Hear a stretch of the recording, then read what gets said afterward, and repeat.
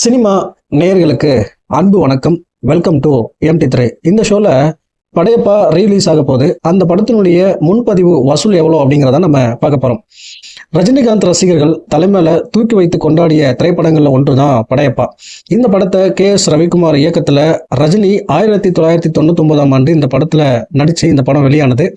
சௌந்தர்யா, ரம்யா கிருஷ்ணன் ஆகியோர் இந்த படத்தில் நடித்திருந்தனர்.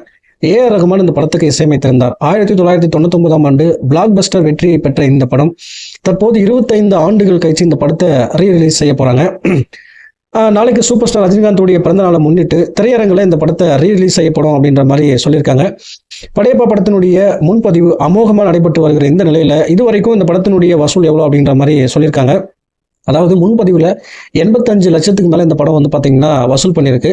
இதற்கு முன் ரீலீஸ் செய்யப்பட்ட விஜயனுடைய கில்லி திரைப்படம் முதல் நாளில் 3 கோடி அந்த படம் வசூல் செஞ்சிருது. அந்த வசூலை படையப்பா படம் முறியடிக்குமா அப்படிங்கிறத பொறுத்திருந்து பார்க்கலாம். முறியடிக்கிறதுக்கு அதிக வாய்ப்பு உள்ளதா பேசப்படுது.